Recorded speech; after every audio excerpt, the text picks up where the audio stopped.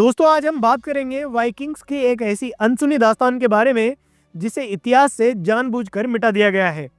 क्या आपको पता है वाइकिंग्स कोलंबस से भी 500 साल पहले अमेरिका पहुंच गए थे?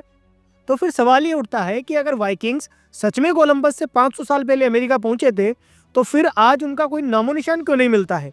कहाँ गई उनकी बस्तियां, उनके हथियार, उनकी भाषा? आखिर ये सब गया कहाँ? यकीन मानिए, इसका जवाब आपको हैरान कर देगा। ये किसी बड़े साम्राज्य के उठने या गिरने की कहानी नहीं है, ना ही किसी बड़ी जंग की। ये कहानी है एक ऐसे गुस्सैल वाइकिंग की जिसके गुस्से ने इतिहास का पूरा नक्शा ही बदल कर रख दिया। इस कहानी को समझने से पहले ये जानना जरूरी है कि आखिर ये वाइकिंग्स थे कौन और क्यों पूरा यूरोप इनसे कांपता था।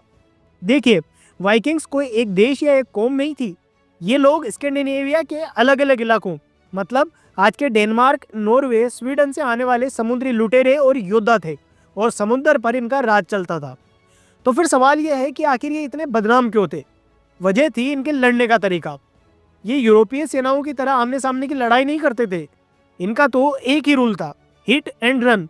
मतलब अचानक समुद्र से आओ, किसी शहर पर हमला करो, सब कुछ लूटो और इससे पहले कि राजा की सेना पहुंचे वापस समुद्र में गायब हो जाओ। इसी वजह से पूरा यूरोप इनके खौफ में था और बस इसी लूटपाट और नई जमीनें खोजने की भूख ने उनकी नजरें पश्चिम की ओर कर दी, एक ऐसी दुनिया की तरफ जिसके बारे में किसी ने सुना तक नहीं था। और यहीं से हमारी कहानी का मेन कैरेक्टर सामने आता है, एरिक द रेड। कुछ लोग तो उसे एरिक द ब्लडी यानी खूनी एरिक भी कहते थे। अब जरा सोचिए, वाइकिंग्स जो खुद इतने खूंखार थे, अगर उनके बीच भी किसी का यह नाम पड़ जाए तो वो कितना ज्यादा हिंसक रहा होगा। एरिक के एक बेटा था जिसका नाम था लीफ एरिक्सन और एक बेटी भी थी जिसका नाम था फ्रेडिस। एरिक का गुस्सा और हिंसा इस कदर थी कि उसे एक नहीं बल्कि दो दो बार देश निकाला मिला। सबसे पहले उसे अपने घर स्कैंडिनेविया से निकाला गया तो वह आइसलैंड पहुंचा। वहां से भी अपनी हरकतों की वजह से उसे निकाल दिया गया तो वह और पश्चिम की ओर निकल पड़ा और पहुंच गया एक नई बर्फीली जमीन पर। उसने उस जगह का नाम रखा ग्रीनलैंड और वहां पर एक बस्ती बसा ली। अब ग्रीनलैंड एरिक ने ही बसाया था तो वह वहां का राजा बन गया। खैर, एरिक के बाद यह खोज का सिलसिला यही नहीं रुका। उसके बेटे लीफ एरिक्सन ने इस काम को आगे बढ़ाया। वह ग्रीनलैंड से भी और पश्चिम की तरफ गया और एक ऐसी जमीन पर पहुंचा जो बहुत हरी भरी और बेहद उपजाऊ थी। ग्रीनलैंड के मुकाबले तो ये जैसे स्वर्ग था। उसने इस नई दुनिया को नाम दिया विनलैंड और ये था आज का अमेरिका। लीफ को यह जगह इतनी पसंद आई कि वह वहीं बसना चाहता था, पर एक दिक्कत थी, वहां पहले से लोग रहते थे। लीफ का छोटा सा ग्रुप उन स्थानीय लोगों के हमला का सामना नहीं कर पाया तो उन्हें मजबूरन विनलैंड को छोड़कर वापस ग्रीनलैंड भागना पड़ा और उनकी ये पहली कोशिश नाकाम रही। लेकिन वाइकिंग्स इतनी आसानी से हार मानने वालों में से नहीं थे। कहानी यहाँ खत्म नहीं होती, बल्कि अब यहाँ से शुरू होता है असली किस्सा, दूसरा और आखिरी अभियान, जिसमें एक योद्धा के गुस्से ने सब कुछ तबाह कर दिया था। जब लीफ ग्रीनलैंड वापस लौटा तो कुछ समय बाद उसके पिता एरिक की मौत हो गई। पिता की मौत के बाद वह नया राजा बना, लेकिन विनलैंड को बसाने का सपना उसने छोड़ा नहीं था। इस बार उसने एक नई टुकड़ी भेजी और इस टीम में शामिल थी उसकी बहन फ्रेडिस।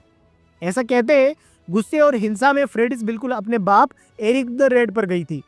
इस बार जब वो गए तो ये हुआ कि सारे जहाज एक साथ विनलैंड नहीं पहुंचे। फ्रेडिस का जहाज बाकियों से एक दिन लेट हो गया और जब तक वो वहां पहुंची तब तक उस नई बस्ती का जो सबसे अच्छा घर था वो पहले पहुंचे वाइकिंग ने अपने नाम कर लिया था। अब फ्रेडिस, जो राजा की बहन थी, उसने रोब से उस घर को खाली करने को कहा, पर उन लोगों ने साफ इनकार कर दिया। उनका कहना था कि वाइकिंग्स का यही रूल है, जो जमीन पर सबसे पहले कदम रखता है, सबसे अच्छी चीज पर उसी का हक होता है, फिर चाहे बाद में आने वाली राजा की बहन ही क्यों न हो। बस इसी बात पर फ्रेडिस को इतना गुस्सा आया कि वो गुस्से से पागल हो गई। उसने अपने गार्ड्स को हुक्म दिया कि इन सबको मार डालो। उसके गार्ड्स ने हुक्म मानते हुए वहां मौजूद सभी आदमियों को तो मार डाला, लेकिन जब वहां की औरतों को मारने की बारी आई तो उनके हाथ कांप गए। उन्होंने मना कर दिया, क्योंकि वाइकिंग्स कल्चर में औरतों पर हाथ उठाना, खासकर उन्हें मारना, सबसे बड़ा पाप माना जाता था। अपने ही गार्ड्स के मना करने पर फ्रेडिस ने गुस्से में एक गार्ड के हाथ से कुल्हाड़ी छीनी और उसने उन सभी औरतों को एक एक कर बेरहमी से काट डाला। बस यही वो पल था जिसने इतिहास का रुख मोड़ दिया। चलिए अब देखते हैं कि इस घटना का अंजाम कितना भयानक हुआ। जब ये खबर वापस ग्रीनलैंड राजा लीफ एरिक्सन तक पहुंची तो वह एक बहुत बड़ी मुसीबत में फंस गया। एक तरफ थी उसकी बहन और दूसरी तरफ उसकी प्रजा। वाइकिंग कानून के हिसाब से उसे अपनी बहन को मौत की सजा देनी थी, पर वो ऐसा कर नहीं सकता था क्योंकि ये अपने ही खून के खिलाफ उसका सबसे बड़ा जुर्म होता और वह अपनी प्रजा के कातिलों को यूं जाने भी नहीं दे सकता था। तो लीफ ने एक बीच का रास्ता निकाला। उसने फ्रेडिस को मौत की सजा तो नहीं दी, लेकिन उसे देश निकाला दे दिया और उसने हुक्म दिया कि विनलैंड में जो कुछ भी हुआ है उस बात का जिक्र आज के बाद कोई नहीं करेगा। उस पूरी घटना को, उस नई दुनिया की खोज को हमेशा के लिए दफन कर दिया गया और बस अमेरिका में वाइकिंग्स का चैप्टर शुरू होने से पहले ही बंद हो गया।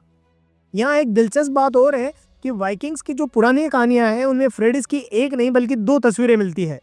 एक कहानी तो उसे क्रूर खूनी औरत के तौर पर दिखाती है, लेकिन एक दूसरी कहानी भी है जो उसे एक हीरो बताती है, एक ऐसी योद्धा जिसने अपने अभियान में अपने साथियों को बचाते बचाते अपनी जान दे दी थी।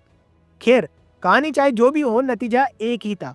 फ्रेडिस के उस गुस्से और राजा लीफ के उस फैसले की वजह से वाइकिंग्स फिर कभी विनलैंड नहीं लौटे और पूरे 500 साल तक वो पूरा का पूरा महाद्वीप यूरोप की नज़रों से, उनकी यादों से गायब रहा।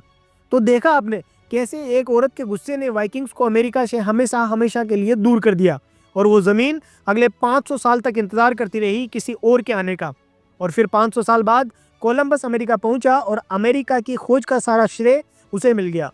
जरा सोच कर देखिए, अगर वाइकिंग्स वहाँ बस गए होते तो आज अमेरिका का इतिहास, वहाँ की संस्कृति, सब कुछ कितना अलग होता। तो आखिर में ये सवाल हमें सोचने पर मजबूर कर देता है कि अगर सिर्फ एक पल के लिए फ्रेडिस ने अपने गुस्से को काबू कर लिया होता तो आज ये दुनिया कैसी होती।